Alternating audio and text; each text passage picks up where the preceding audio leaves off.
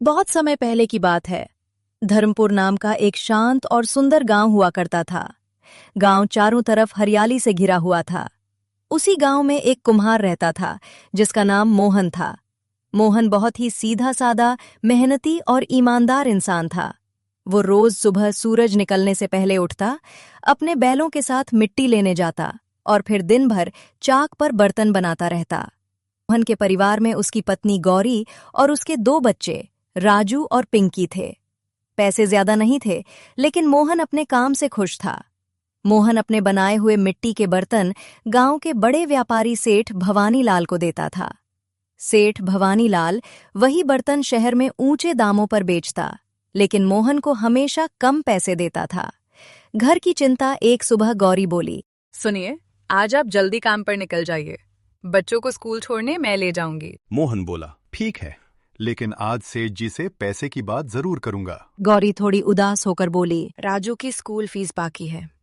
Master जी ने कल साफ कह दिया है कि अगर इस हफ्ते फीस नहीं आई तो बच्चे को बैठने नहीं देंगे। मोहन ने गहरी सांस ली। देखता हूँ गौरी, सेठ जी से बात करता हूँ। सेठ की चालाकी काम पर पहुंचकर बाकी कुम्हार आपस में बात कर रहे थे। भाई, इस बार भी सेठ भवानी लाल कुछ न कुछ बहाना बनाएगा। पिछली बार तो बोला था कि बाजार में बर्तनों का दाम गिर गया है। मोहन चुपचाप सब सुन रहा था। शाम को सब सेठ के पास पहुंचे।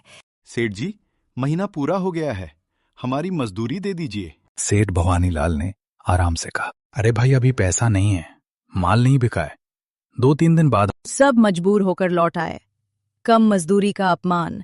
3 दिन बाद सेठ ने पैसे दिए। मोहन ने गिना तो बोला, सेठ जी, ये तो पूरे पैसे नहीं हैं। इस महीने मिट्टी महंगी हो गई थी, इसलिए कटौती करनी पड़ी। मोहन ने विनती की, मेरे बच्चों की फीस भरनी है।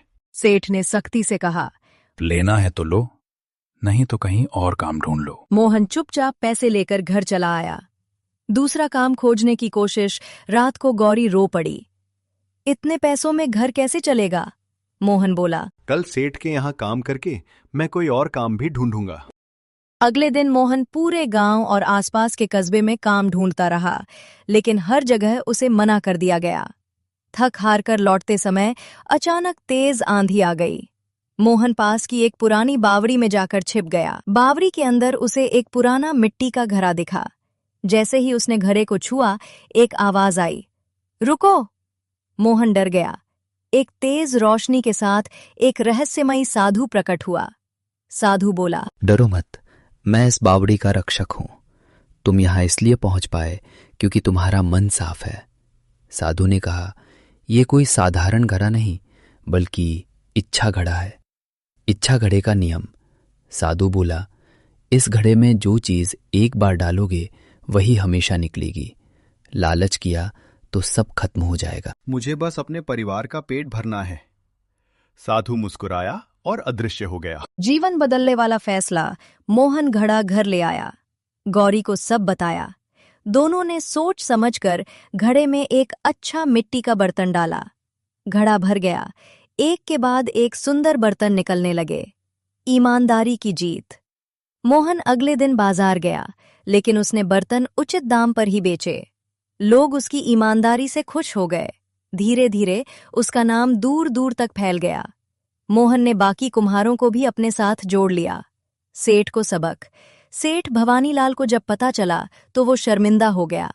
अब गांव के कुम्हार सेठ पर निर्भर नहीं थे। सीख। मोहन ने साबित कर दिया कि ईमानदारी, मेहनत और सही नीयत से किस्मत भी रास्ता दे देती है।